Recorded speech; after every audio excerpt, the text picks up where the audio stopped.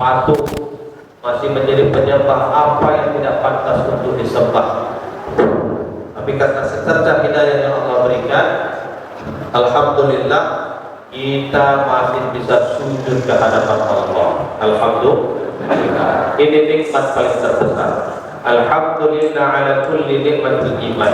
Segala puji bagi Allah atas segala nikmat iman yang Allah berikan kepada kita. Bapak Ibu dan Bapak, ada suatu kisah. Umar bin Khattab ditanya oleh salah seorang sahabat, "Ya amirul mukminin, ma hiya afdalun nikmah?" Wahai amirul mukminin, nikmat apakah yang paling terbesar dalam kehidupan ini? Umar tidak katakan, "Oh, nikmat paling terbesar adalah aku menjadi khalifah, menjadi penguasa." Bayangkan Bapak Ibu, Raja Kisra, Raja Persia, itu kalau mendengar nama Umar bin Khattab bergetar jantungnya. Bahkan kata Nabi, setan aja tuh takut melihat bekas jejaknya Umar bin Khattab. Tapi Umar bin Khattab tidak katakan, "Oh, nikmat paling terbesar adalah aku menjadi penguasa, aku punya harta," ini tidak. Tapi dia katakan apa? A'zamu nikmat, nikmat hidayah.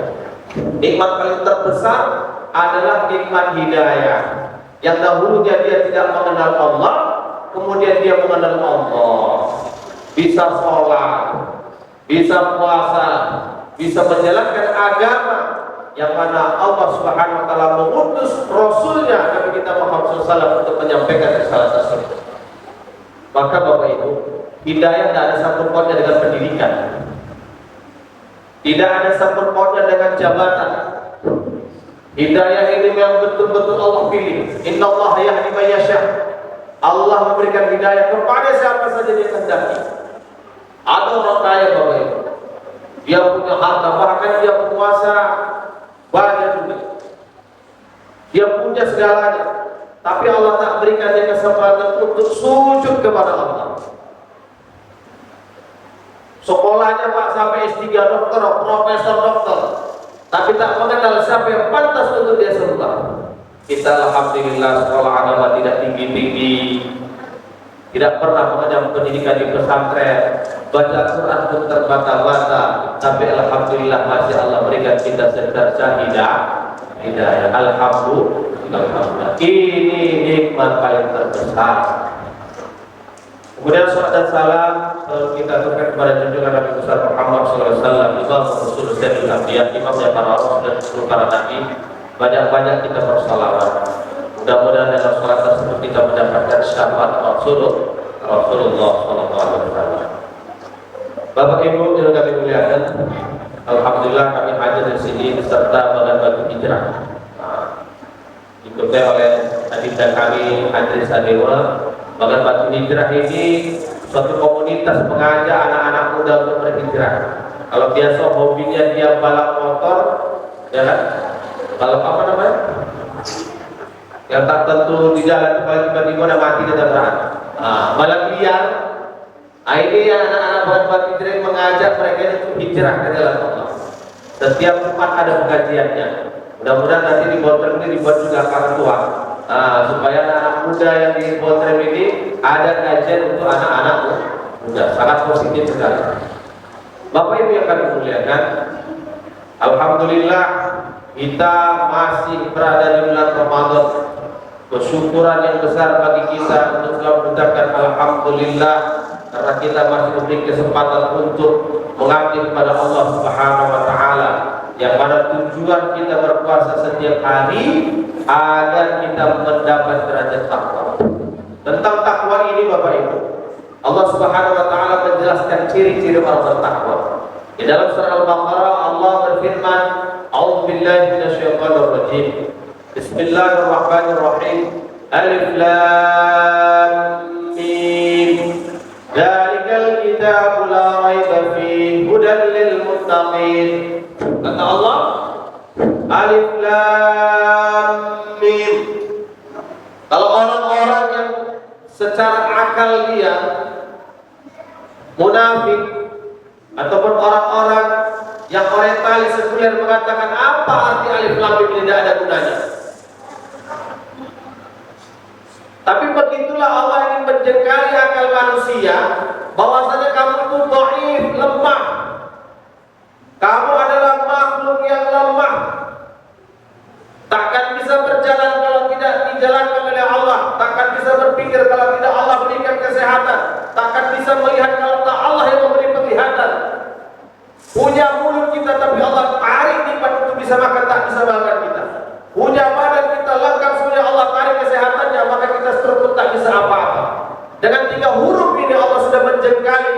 manusia, jangan sok-sokan, jangan sombong.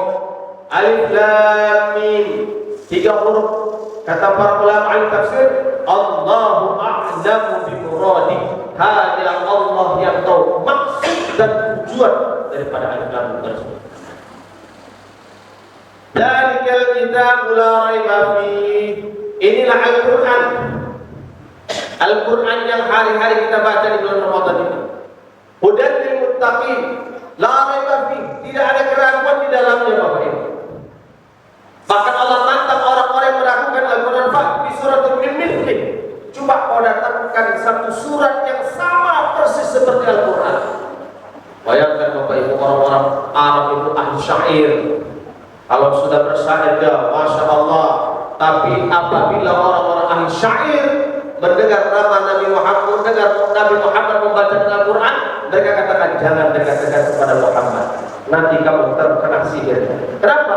Ketika orang Arab itu mendengar Al-Quran, mereka langsung terpana mereka. Masya Allah, ini bukan bahasa manusia. Langsung tangkap mereka. Ini tidak bahasa manusia. Sehingga sampai hari ini dikaji oleh para ahli tafsir tak habis-habis itu Al-Quran. Dzalikal kitabu la raiba fihi. Inilah Al-Quran, tidak ada keraguan dalamnya. Jangan ragu. Hudan lil muttaqin. Ini petunjuk bagi orang-orang yang bertakwa. Apa itu petunjuk? Peta kehidupan, kompas kehidupan, agar kita tidak tersesat dalam menjalani kehidupan ini. Hudan lil muttaqin. Petunjuk, kompas kehidupan bagi kita.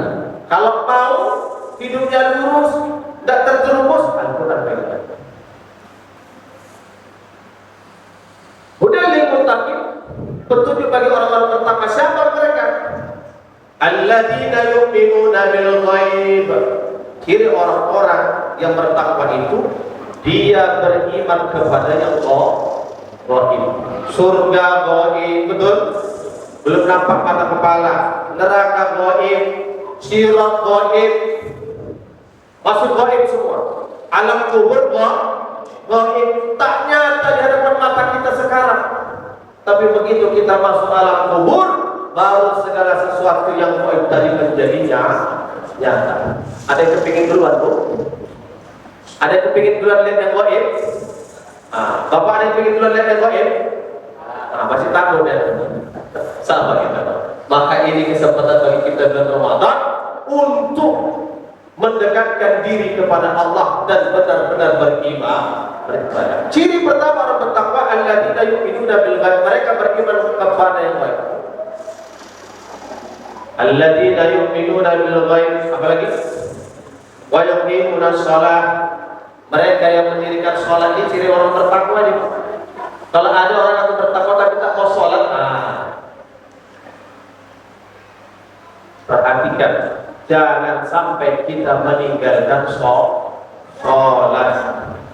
Jangan sampai kita meninggalkan sholat. Rasulullah SAW sabdakan al-farqu bainal mu'min wal kafir tarkus sholat. Perbedaan antara orang mukmin dan yang kafir itu adalah meninggalkan sholat. Kalau kita lihat orang berbakti sosial sedekah, di luar Islam banyak orang bersedekah, betul? Di luar Islam banyak bersedekah.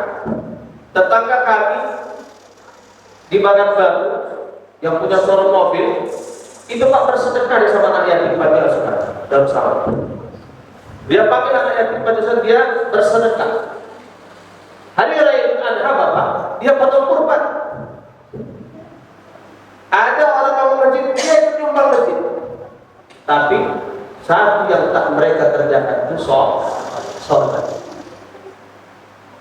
Satu yang tak mereka kerjakan sholat. Ketika ketua MPC Bapak Presiden bertanya pertama, datang orang Cina. Ayah Pak, saya mau sumbang loh. Mau sumbang apa? Saya mau sumbang loh, supaya saya beramal. Dia ingin sumbang Pak. Tahu dia orang sedekah dan baliknya cepat ini dia. Ini saya kasih. Tapi saat yang mereka tak buat itu sholat. Maka ciri pertama dia beriman kepada Allah, beriman kepada Allah, mendirikan sholat. Kemudian apa? Wa mimma razaqnahum yunfiqun. Mereka sebagian rezeki yang kami berikan. Bapak Ibu, kalau mau harta kita terjaga sampai ke anak cucu, kata Nabi apa? Jangan lupa keluarkan zakat. Hasilu amwalakum bizakah.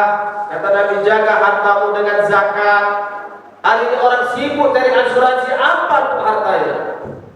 Cari prudensial, cari ini, kita sebut saja. Tapi orang muslim sudah dikasih ganjaran sama Nabi itu hidupnya agar terjaga apa? Hasilu amwalakum bizakah, jaga hartamu dengan zakat. Wa tadawu amwalakum bisadaqah. Kalau mau sehat banyak sedekah. Alladzina yu'minuna bil ghaibi wa yuqimuna sholata wa mimma razaqnahum yunfiqun. Apa lagi? Walladzina yu'minuna bima unzila ilayka wa ma unzila min qablik wa bil akhirati hum yuqinun. Mereka beriman kepada apa yang diturunkan kepadamu ya Muhammad. Ayat Al-Qur'an. Sebagai panduan kehidupan kita untuk menjalani kehidupan. Mereka juga beriman kepada kitab-kitab yang diturunkan sebelum Al-Quran. Tapi seluruh kitab tersebut disempurnakan dengan datangnya Nabi terakhir, yaitu Al-Quran. Wa bil akhirati hum yuqinun. Kepada akhirat mereka yakinlah Bapak Ibu, kita semua pasti menghadap Allah. Ulaika ala mereka itu orang-orang yang mendapat petunjuk. Mereka itu orang-orang yang menang. Bapak Ibu akan memberikan, maka ini kesempatan yang Allah berikan kepada kita. Yang datangnya setahun sekali. Yang datangnya setahun sekali. Yang mungkin nanti pun ada di antara kita tidak menemui. Mudah-mudahan tahun depan pun kita masih bisa berjumpa dengan Ramadan. Amin. Maka ini kesempatan yang agung, yang besar. Kalau tidak kita gunakan maka kita akan merugi. Sebagaimana dalam salah satu hadis diriwayatkan oleh Imam Al-Hakim yang sahihul isnad, isnadnya sahih kata para ulama. Jibril berkata kepada Rasul, "Man adraka Ramadan." Siapa saja yang Allah sampaikan umurnya di bulan Ramadan, falam yughfar lahu, tetapi dia tidak mendapatkan ampunan. Kenapa tidak mendapatkan ampunan? Karena tidak memanfaatkan bulan Ramadan sudah mungkin untuk ibadah, malah dia gunakan untuk menggunjing, malah dia gunakan Ramadan untuk kesempatan untuk menipu orang, malah dia gunakan hari-hari yang Ramadan itu sama saja seperti hari-hari biasa, masih mengucapkan kata-kata tidak baik. Ab'adahullah. Jibril berkata, Allah jauhkan dia dari rahmat Allah. Faqul amin. Ya Muhammad katakan amin. Allah sallallahu amin. Maka orang-orang yang tak mau beribadah di bulan Ramadan ini, Allah jauhkan dia dari rahmat Allah. Kalau sudah jauh dari rahmat Allah, rezeki seret, punya anak pun tak tentu arah, asik begaduh lagi bini. Maka ini kesempatan kita di bulan Ramadan, Bapak Ibu. Saya mengajak diri saya dan juga Bapak Ibu sekalian, sama-sama kita gunakan kesempatan Allah berikan ini untuk beribadah kepada Allah. Apatah lagi kita sudah mendekati akhir-akhir bulan Ramadan. Berbanyak zikir kepada Allah, berbanyak tilawatul Quran, berbanyak untuk berbuat hal-hal yang baik. Bacalah Al-Quran, Bapak Ibu. Kenapa kata Rasulullah sabda? Fa innahu ya'ti yaumal qiyamah li ashabihi syafi'an lah. Karena Al-Quran akan datang memberikan syafaat kepada orang yang membacanya pada hari kiamat. Bapak-bapak, ibu-ibu yang kami muliakan, demikian yang bisa kami sampaikan. Apabila ada baiknya datang dari Allah, dan apabila ada buruknya datang dari diri kami sendiri, dan atas kebodohan kami mohon ampun kepada Allah dan mohon maaf kepada Bapak Ibu sekalian, dimaafkan. Alhamdulillah. Assalamualaikum warahmatullahi wabarakatuh.